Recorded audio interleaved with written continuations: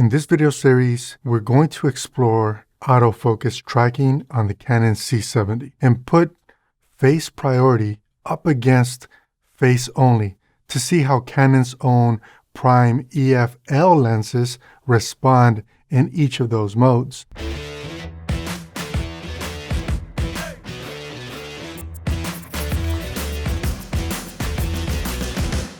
I want to give a big shout out to all of our subscribers. You guys are awesome. If you're new to this channel, thanks for stopping by. We are building a community of filmmakers, content creators, and image makers at all different levels of experience where we can share content, knowledge, information so that we can all level up together. If you're into that type of thing, be sure to subscribe. This video will focus on the 135mm L prime lens. If you're interested in how other prime lenses performed, feel free to jump around the playlist or check out the specific links to the specific lens in the description. 135mm face priority only. Now this is an old school lens, which really means the focusing system is kind of slow. And just like the 100mm, in order to get it to actually find my face, Bert had to try to manually focus so that it could try to latch onto my face. Once it does that, it does a good job. And I really like this lens. My only hesitation in using it in this scenario really is that it's very slow. So it's slow at finding the autofocus. And again, it's an old school lens. It's a beautiful lens, but it might not be suited for this specific application, as nice of a lens as it is. And I just wanted to make sure that I said that. And you guys can see here, once it catches on and it tracks, it does a good job. But notice this, when I come back in frame, you see that the lens is slow enough to where it will miss something coming in and leaving the frame. And this might be the main reason why I don't use it in this way or in this form. Now, I normally use this lens for extreme close-ups on interviews and things like that, or product shots maybe.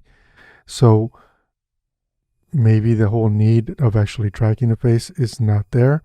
But overall, it is a beautiful lens. It's just simply old, right? It's old, which really means it's slow. And that is one of the limitations of this lens. But overall, for what it is, I think it did a good job with the understanding of all the limitations.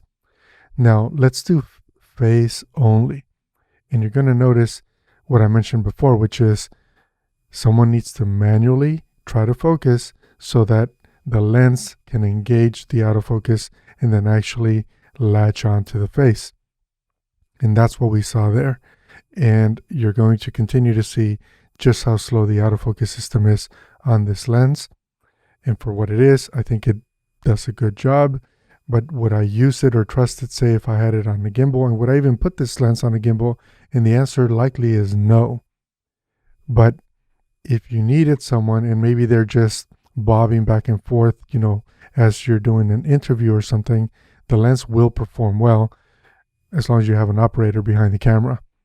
If you don't have an operator behind the camera, then the trust factor for me diminishes very, very quickly because, as I mentioned, the motors are really old, right? It's like it's an old school lens and they're just very slow at finding the focus plane and then actually latching onto the focus. And we're seeing here some examples. But I think for someone, say, if you're doing an interview and they're sitting on a stool and they might move anywhere between 5 or 6 inches, I think that that's okay. I'm moving more like 6 to 12 feet in this example. So this is why I'm saying that in that scenario, it just would be a little bit too slow for what it is that I'm trying to accomplish, because missing a shot is not something that we really want to do. But then even when it does sort of like find my face, like there it is, look at how long it takes to actually focus. And again, it's just, you know, the old motors on some of these older lenses. So keep that in mind. Quick question. Is there something specific you would like to see tested with this lens? Leave a comment and I will do my best and add it to the production list. And that's all I got for this lens, for now at least. Hopefully, this helps you better understand the gear so that you can level up faster. Until next time, remember, it is best to spend time building skills than it is to go out and buy more gear. Take care. I'm Carlos, and I'm out.